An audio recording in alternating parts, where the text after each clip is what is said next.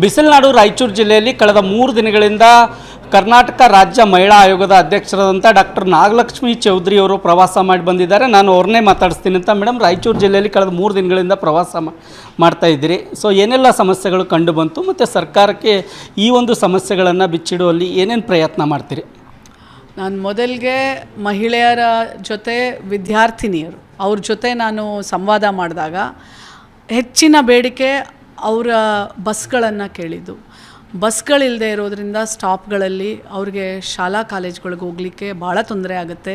ಕೆಲವೊಂದು ಸಲ ಎಕ್ಸಾಮ್ ಸಹ ಮಿಸ್ ಮಾಡ್ಕೊಳ್ತೀವಿ ನಾವು ಅಂತೇಳಿದ್ದು. ಅದು ಭಾಳ ದೊಡ್ಡ ಬೇಡಿಕೆ ಮೊದಲನೇದು. ಎರಡನೇದು, ನಾವು ನೆಕ್ಸ್ಟು ನಾನು ಆಸ್ಪತ್ರೆಗೆ ವಿಸಿಟ್ ಮಾಡಿದೆ. ಆಸ್ಪತ್ರೆಯಲ್ಲಿ ವಿಸಿಟ್ ಮಾಡಿದಾಗ ಅಲ್ಲಿ ನಾನು ಹೋಗ್ತಿದ್ದಂಗೆ ಅಟೆಂಡರ್ಗಳು, ಅಂದರೆ ಪೇಷಂಟ್ನ ಕರ್ಕೊಂಬಂದಿರ್ತಾರಲ್ಲ, ಆ ಅಟೆಂಡರ್ಗಳದ್ದು ಸಮಸ್ಯೆ ಏನಂತಂದರೆ, ಆಚೆ ಕಡೆ ಒಂದು ಕ್ಯಾಂಟೀನ್ ಇದೆ, 100 ರೂಪಾಯಿ ಒಂದು ಊಟ, ಮತ್ತು ಅಳಸಿದ್ದು ಅದು ಇದು ಎಲ್ಲ ಕೊಡ್ತಾರೆ. ಮತ್ತು ನಾವು ಆ 100 ರೂಪಾಯಿ ಕಡಿಮೆ ಜಾಸ್ತಿ ಆಗುತ್ತೆ ಅಂತ ಆಚೆ ಹೋಗಿ ಊಟ ಮಾಡ್ಕೊಂಡು ಬಂದರೆ ಆಟೋಗೆ ಖರ್ಚು. ಅಂದರೆ ಅಲ್ಲಿರೋ ಬಡವರು ನನಗೆ ಕೈ ಹಿಡಿದು ಹೇಳ್ತಾ ಇದ್ದಿದ್ದು, ಇಲ್ಲಿ ಇಂದಿರಾ ಕ್ಯಾಂಟೀನ್ ಮಾಡಿಸಿ. ನಮ್ಮಂಥವರು ಪೇಷಂಟ್ನ ಕರ್ಕೊಂಡು ಬಂದಾಗ ಒಂದು ಸಲ ಸಿಸೇರಿಯನ್ ಆಗುತ್ತೆ, ಕೆಲವರು ಆಪ್ರೇಷನ್ ಆಗುತ್ತೆ, ಊರಿಗೆ ಹೋಗಿ ಖರ್ಚಿಟ್ಕೊಂಡು ಬಂದು ಹೋಗ್ಲಿಕ್ಕಾಗಲ್ಲ ಗಂಡು ಮಕ್ಕಳು.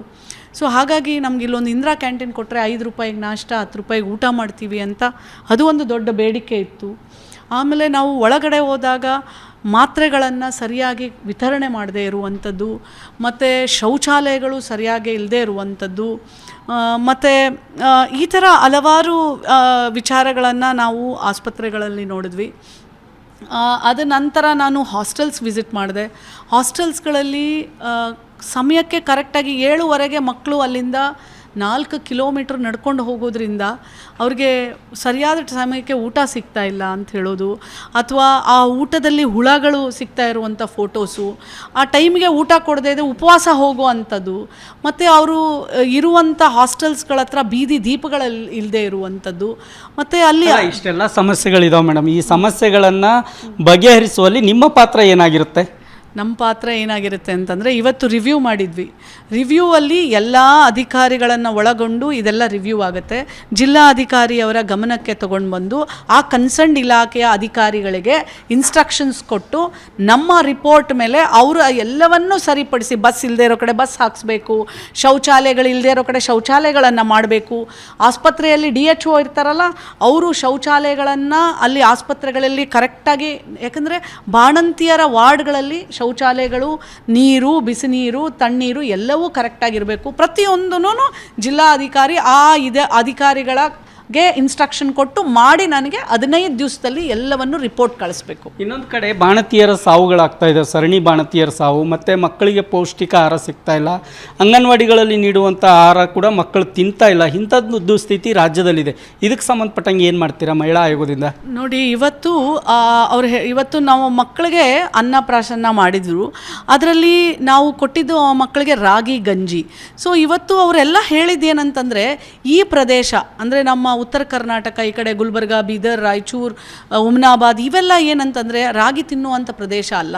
ಈ ನಮಗೆ ಕ್ಲೈಮೇಟಿಗೆ ತಕ್ಕಂಗೆ ಊಟ ನಮ್ಮ ಪ್ರದೇಶಗಳಲ್ಲಿ. ಬೆಂಗಳೂರು ಆ ಕಡೆ ಭಾಗಕ್ಕೆ ಬಂದರೆ ರಾಗಿ. ಸೊ ಅವ್ರು ಹೇಳ್ತಾ ಇದ್ದಾರೆ, ಯಾಕೆ ಎಲ್ಲರಿಗೂ ಒಂದೇ ಥರ ನೀವು ಊಟ ಕೊಡಬೇಕು? ನಾವು ಇಲ್ಲಿನ ಜಿಲ್ಲೆಗಳಿಗೆ ನಮಗೆ ಏನು ಬೇಕೋ ಆ ಊಟ ಕೊಡಬೇಕು. ಮತ್ತು ಇದೇನು ಪೌಡ್ರ್ ಊಟ ಕೊಡ್ತಾ ಇದ್ದಾರೆ, ಈ ಪೌಡರು, ಆ ಪ್ರೋಟೀನ್ ಪೌಡರ್, ನಮಗೆ ಆ ಕಾಳುಗಳೇ ಬೇಕು, ಮೊಳಕೆ ಕಾಳು ಬೇಕು, ಕಡಲೆಕಾಯಿ ಬೇಕು, ಈ ಥರ ಊಟ ಕೊಡಿ, ಯಾವ ಮಕ್ಕಳು ತಿನ್ನೋದಿಲ್ಲ ಅಂಥೇಳಿ ಕಂಪ್ಲೇಂಟ್ ಇದೆ. ಅದನ್ನು ನಾನು ಸರ್ಕಾರದ ಇಲಾಖೆ ಗಮನಕ್ಕೂ ತೊಗೊಂಡು ಬರ್ತೀನಿ, ಸರ್ಕಾರಕ್ಕೂ ಗಮನಕ್ಕೆ ತೊಗೊಂಬಂದು ಇದನ್ನು, ಯಾಕಂದರೆ ನಾನು 26 ಜಿಲ್ಲೆಗಳಲ್ಲಿ ಪ್ರವಾಸ ಮಾಡಿರೋದ್ರಿಂದ ನನ್ನ ಒಂದು ರಿಪೋರ್ಟ್ನ ಸರ್ಕಾರಕ್ಕೆ ಸಲ್ಲಿಸ್ತೇನೆ. ಓಕೆ, ಇದಿಷ್ಟು ಮಹಿಳಾ ಆಯೋಗದ ಅಧ್ಯಕ್ಷರಾದಂಥ ಡಾಕ್ಟರ್ ನಾಗಲಕ್ಷ್ಮಿ ಚೌಧರಿ ಅವರು ಹೇಳುವಂಥ ಮಾತು. ನಾನು 10 ಸಮಸ್ಯೆಗಳನ್ನು ಕಂಡಿದ್ದೇನೆ, ಆ ಸಮಸ್ಯೆಗಳನ್ನು ಬಗೆಹರಿಸೋಕ್ಕೆ ಸರ್ಕಾರಕ್ಕೆ ಮನವಿ ಮಾಡುತ್ತೇನೆ ಅನ್ನುವಂಥ ಮಾತುಗಳನ್ನು ಹೇಳ್ತಿದ್ದಾರೆ.